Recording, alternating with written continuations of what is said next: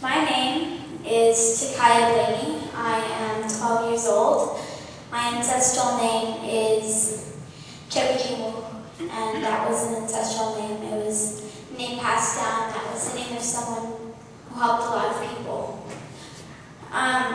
The regalia that I am wearing, the four colors, the black, the white, the yellow, and the red, they're representing the four directions and that balance that I have to remember when I speak and when I sing.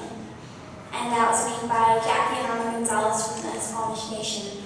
And I would also as well like to acknowledge the traditional territory that we are standing in today and honor those people. So those are the things that I wanted to start out with.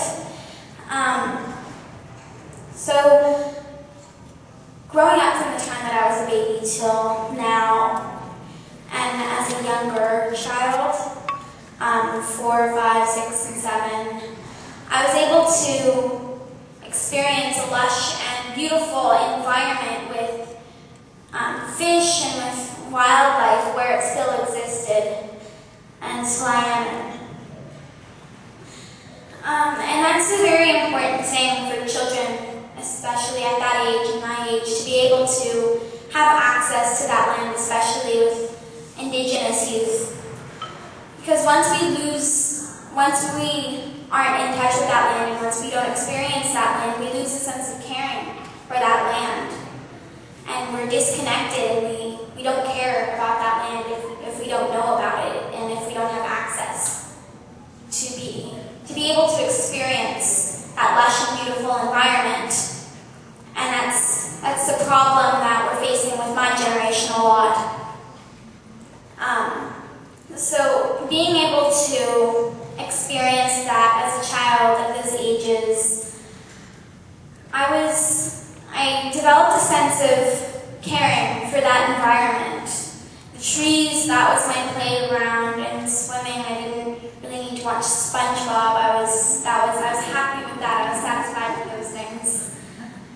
But as well, I was also able to witness the destruction and the dramatic changes that were made in the land and done to the land along the lines of industry since the time of my Cookba and Chicha when they were my age, since that time.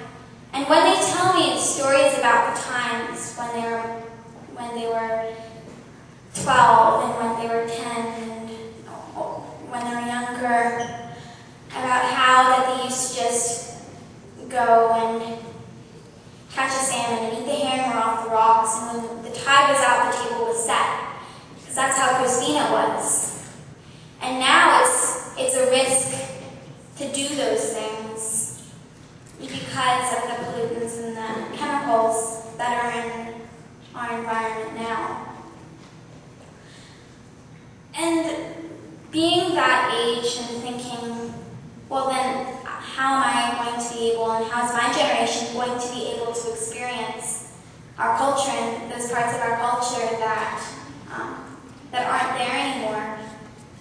And those words that are describing a process of processing the salmon and cooking it, and all of these processes in our culture, when you're no longer able to practice those traditions and do those processes because those animals and those creatures and those species are gone.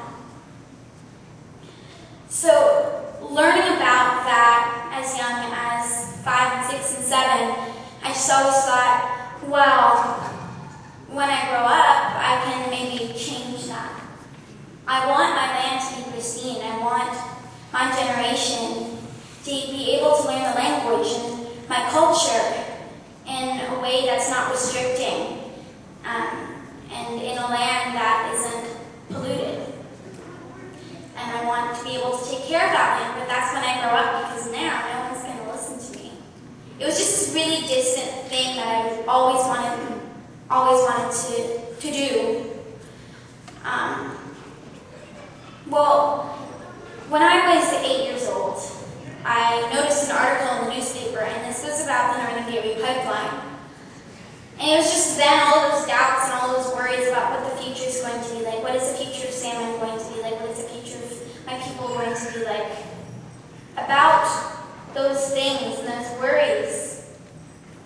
Worries like the most common things that we see today, such as watching birds fly by the time that I'm an elder, will you still be able to do those things? Those common things in the road that we're heading to. And it's just all of those worries that I always thought of before, they just came flooding in, and I decided, well, I don't have time to grow up before I want to change these things. I don't have time to. And it's a sad thing, sorry Liz, it's a sad thing realizing that if I want to change things, I have to do that today, because tomorrow there won't be an opportunity to do that.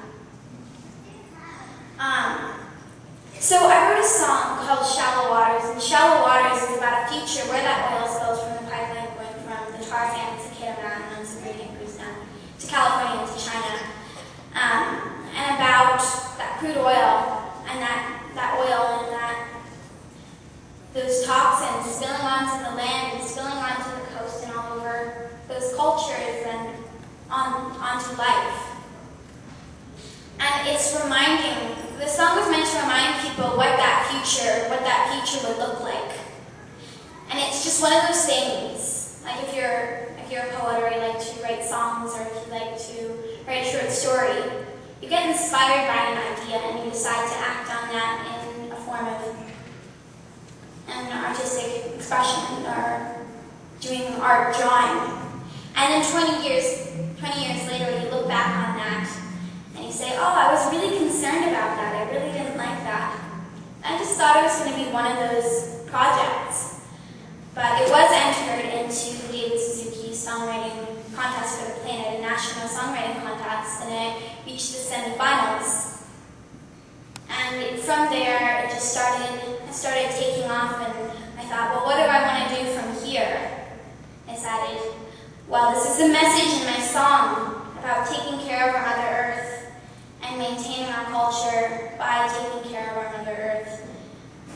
And this is a message that I want to keep spreading as long as that message is needed. So from there, I ended up in Rio Plus 20, a UN conference last year, and that was where world leaders, they got together and they talked about projects and creating a sustainable future, and representatives of those leaders, prime ministers, presidents. And hearing about this initially, my reaction was, this is an amazing conference. This is very rare to actually see that where our leaders, or quote-unquote leaders, are stepping up and actually being a leader for my generation and for the land. So I fundraised to go down there, but from that, and from experiencing that conference, it was really all talk, no action. They were coming up with these game plans that were like, okay, in the next 100 years, we're going to make this small little step. And the next 200 years, we're going to make another step. Wait, it gets better. The next 300 years, we're going to make another little step. That's basically really all it was. And the outcome of that conference was supporting RED's carbon credit buyout program, where the corporations that have destroyed the land and emitted carbons into the environment, they go to First Nations territories and territories in the Amazon, and they just buy that land. They buy the air, they buy the water, they buy the trees, and in some cases they cut that rainforest down and replace the trees with genetically modified trees to inhale more carbon dioxide and exhale more oxygen so the planet is healthy, and that's their idea of green. Let's help the rainforest. No. So that was the outcome of this conference that was once a decade. The last one was in 1992. That was the outcome of this global conference that thousands of people attended. So there was a lot of people who were inside of the conference, we held this rally in one of the main halls of the conference. And what I did was I got up onto a table and we were doing a mic check, so you repeat the phrases that the speaker is saying. Like, it's a human mic. So what I said was that the corporations and the companies that are destroying our earth and that are mining our earth and that are destroying our mountains, our forest, our salmon, our culture, that they won't be here forever. And when they're done with that land, once they pack up and leave us, our Mother Earth destroyed, what will they give my generation? What will they give the next generation? What will they give back to our people, and what will they give back instead of take away from Mother Earth? And so, by saying that, I took the declaration that was the outcome of that conference and I ripped it up. And at first, I started to see the security coming in by the dozens. And then the second thing I started to see was the military coming in. No. And then I started to see little helicopters circling above. But it's just to show how afraid these corporations are. It's to show the representatives of these corporations, countries, how afraid they are of us indigenous people, of this movement and of this voice. Voices and movements like I Don't Know More.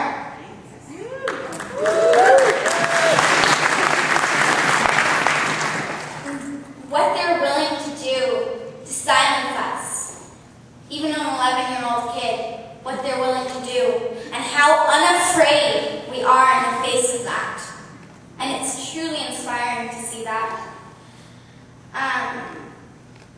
So Rio Plus 20, I felt it wasn't representing the four things that as leaders, as chiefs, as representatives of our nations and communities, and our culture and our nations, as indigenous people, our culture, it's all orbiting around those four things, which are the land, the life, the people, and the children, both unborn and born.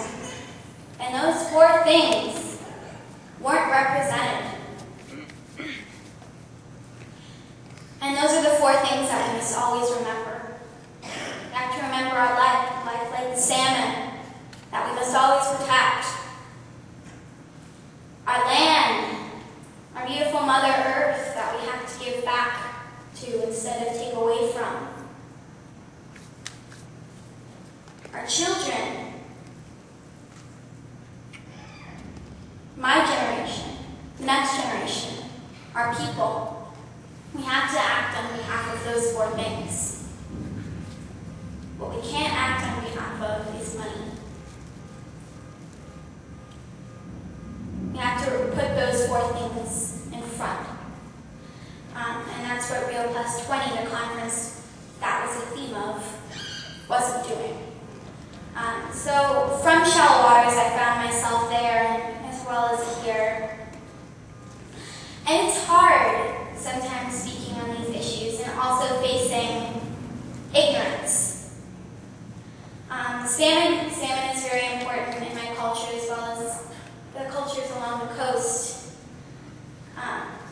And it's not what most closed-minded and ignorant people think is just hippies trying to save a species. It's not. It's our people trying to save our way of life and life itself.